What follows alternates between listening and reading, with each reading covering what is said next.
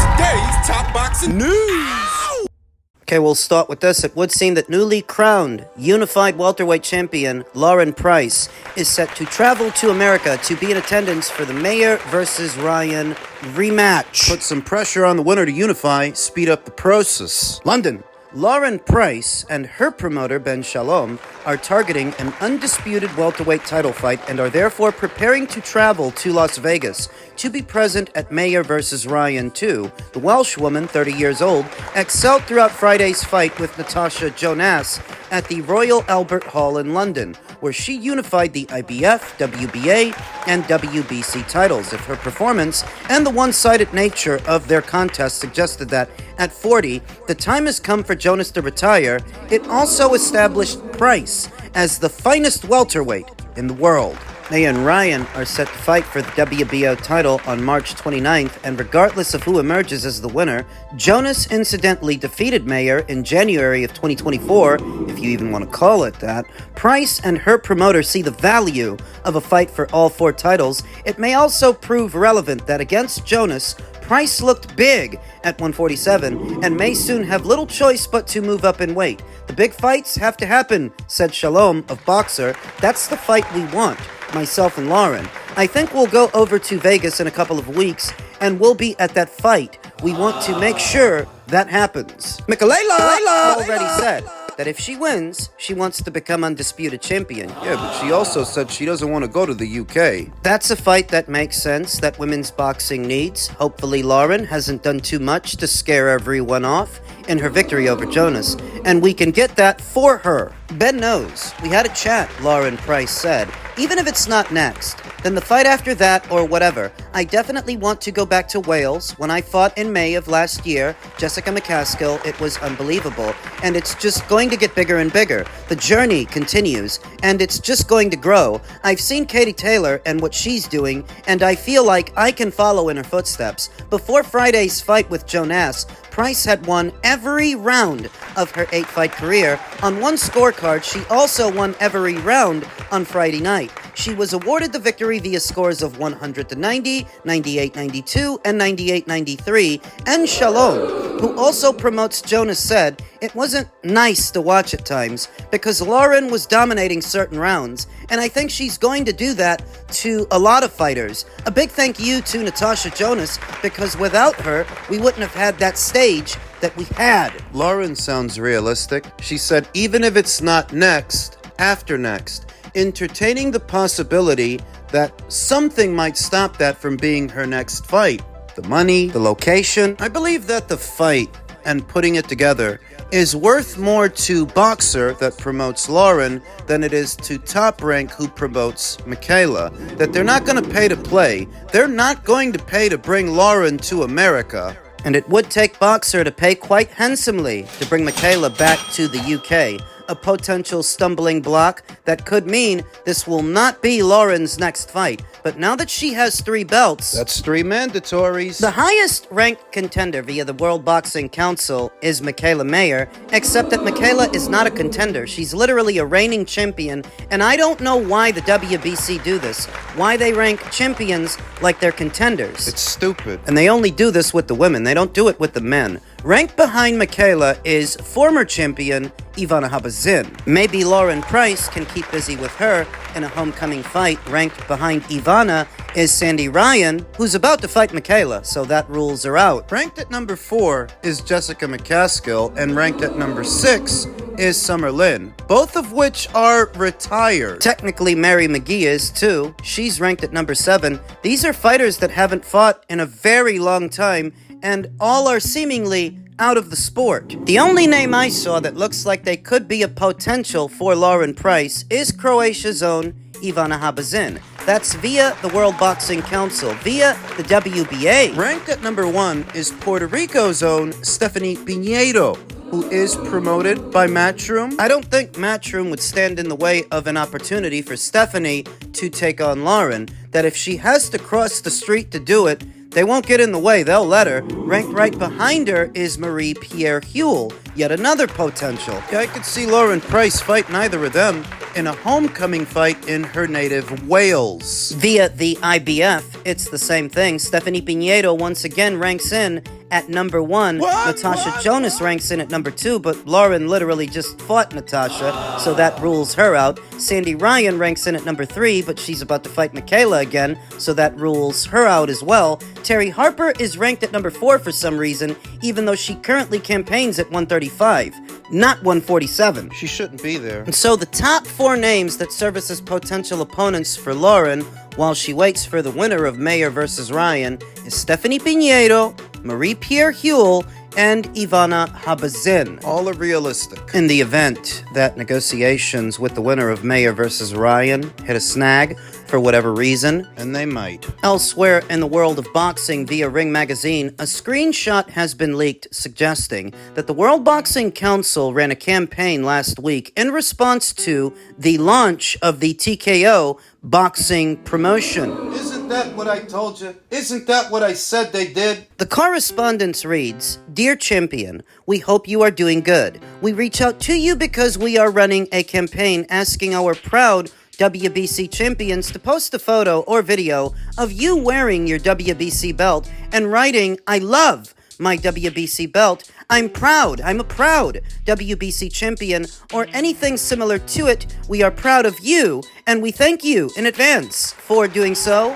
All the best from all of us." In the image featured here, you'll see WBC middleweight champion Carlos Adames alongside Mauricio Suleiman.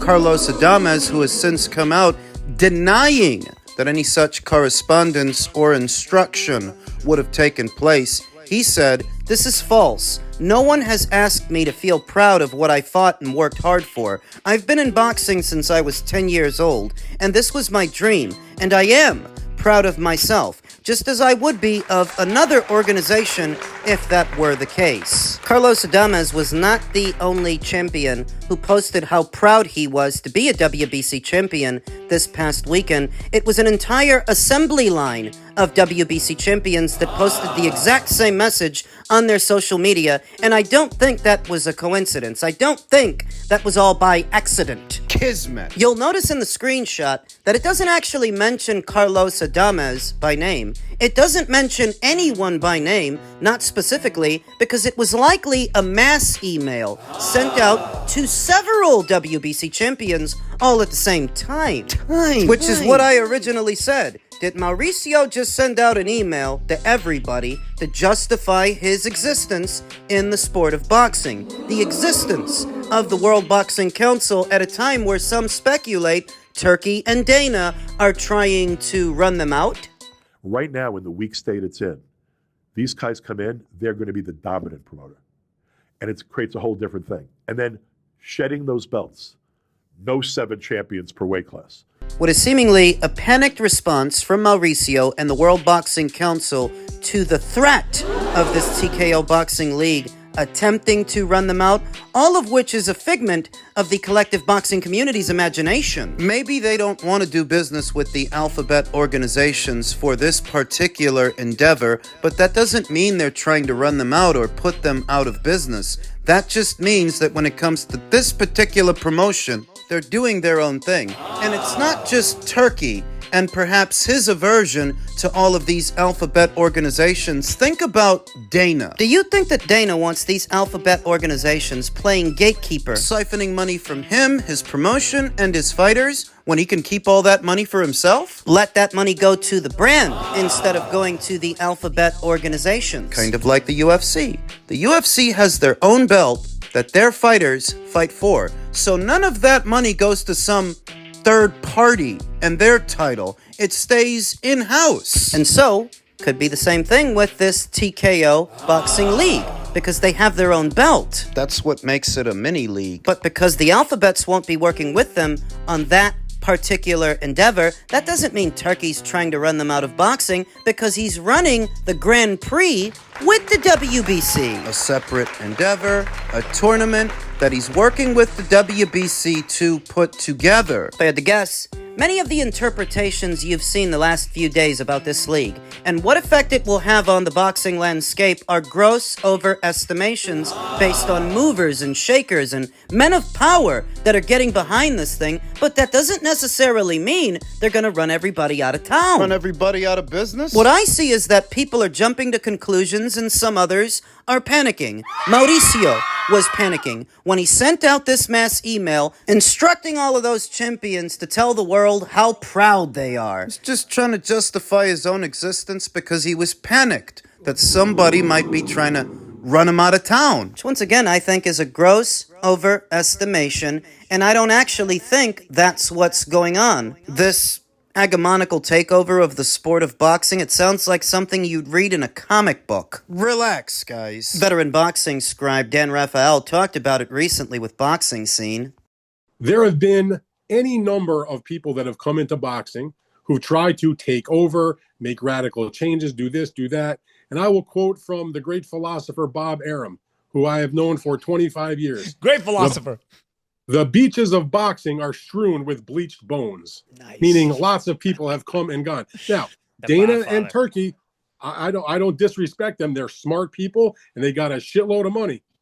But it takes more than that to take over boxing, which has never been taken over in the history. Just ask Jay-Z and and then 50 put Cent. padded gloves on their hands. I just think a lot of people looked at the size of their wallets, what their intentions might be, and they sent themselves into a panic. What are we gonna do? Sure, these are very big movers and shakers. Dana White, Turkey LL Sheikh, and Nick Khan. They all are. And that it's all hands on deck for this TKO Boxing League, which is quite an undertaking that perhaps will be successful in its own way, away from everybody else. The fact that so many were so easily panicked, so easily rattled, is a testament to the piss-poor job they're doing within the sport. Because if you really felt that you were rudimentary and you were essential... What you know is that you're doing a shitty job, and that some people out there don't want you around. Some. So that as soon as somebody influential comes into it, You panic. you feel threatened. You send out a mass email to all of your WBC champions to pledge their solidarity,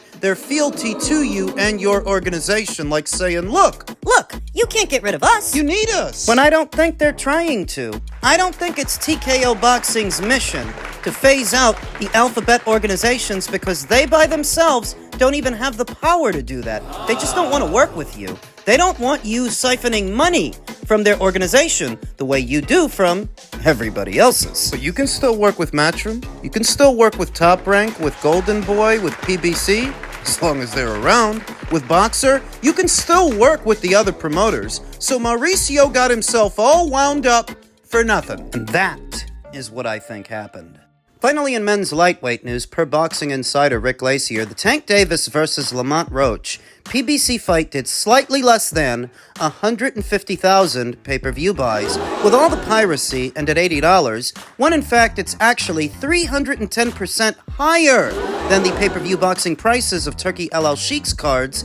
That's a very good number. The piracy issue is huge. I disagree. I don't think 150,000 pay-per-view buys is a good number. I'm not going to blame piracy for it because piracy by itself is not to blame. Why didn't piracy stop Ryan and Gervonta from doing 1 million pay-per-view buys? Why? Why didn't piracy stop Terrence Crawford and Errol Spence Jr. from doing in the neighborhood of 700,000? Why didn't piracy stop Canelo and Edgar Berlanga from doing 650,000? Why? It's not that piracy doesn't have its role to play, it's that the role is being overstated. And a part of the reason that this fight only did 150,000 is because nobody was asking for it, and Gervonta isn't as big a draw as people make him out to be. Well, nobody was asking Canelo to fight Edgar Berlanga. Bringing up Canelo versus Berlanga only proves my point. Canelo was able to do 650,000 buys with a fight that no one was asking for. When Gervonta tries to do the same thing, he can't even bring in half that number. Why? Because Why? he's not Why? actually as big a draw as Canelo. He's not actually as big a draw as they make him out to be. and the majority of the audience that does take in his fights are stealing them. That's who he appeals to. If he's the poster child for anything, he's the poster child for thieves, degenerates, scum. Not hard-working Americans who, after a long day of busting their ass at the office, want to take in a good boxing match. Not the kind of people that Canelo appeals to. Gervonta appeals to bums. To garbage. You tell yourself that after the fight, a lot of people must have been watching because it was all anybody could talk about. After the controversy, it being scored a draw, the stuff with Steve Willis, it does seem like people were paying attention, and they were. They were paying attention, they just weren't paying any money. They stole it. They didn't buy it. So when a lot of people seem like they were watching a fight, but the numbers don't tell that story. Put two and two together. The saving grace for Gervonta is that even though he did next to nothing with this fight, the next one will be bigger because of the controversy. So maybe he does 200 or 250, maybe 3 with the rematch. So you don't think piracy is a problem? Oh, it is. I'm not saying that it isn't, but piracy didn't stop Davis versus Garcia from doing 1 million buys. It didn't stop Crawford versus Spence from doing 6 or 7. Didn't stop Canelo and Berlanga from doing 650. So what does that tell you? That while piracy is a problem, a part of the problem, the other part is nobody's asking Gervonta to fight these kinds of people. Frank Martin, Lamont Roach, that even without piracy, a lot of people were not going to buy this fight. They got a better show than this, with more ambitious matchmaking for a fraction of the cost. That's a part of it. That's one. You're asking for 3 times as much money to watch you face a 20-1 underdog. That's 2. What's 3? Gervonta is not, nor has he ever been, as big a draw as people make him out to be. Just because a bunch of people are talking about you online, where everything is free, doesn't mean they actually pay to see you fight. That's where piracy comes in. And the people you appeal to. You don't appeal to hard-working Americans that pay for what they watch. You appeal to bums. Garbage! Trash. Thieves. When your core supporters are primarily snot-nosed punks and thieves, how do you think they're going to support you? With whose money? With what? That's why I can't agree with Rick. It's still possible to do robust numbers in the American boxing scene, even with piracy and all the instability. It's still possible with the right fights. So that if this is what you're bringing in, you're just not fighting the right people. That's what that really is. That if this is all you can do, maybe your fights shouldn't even be behind a paywall. 150,000 pay-per-view buys, down from over 1 million with Ryan. That you can't even do half that number about 2 years out. You ain't no box office star.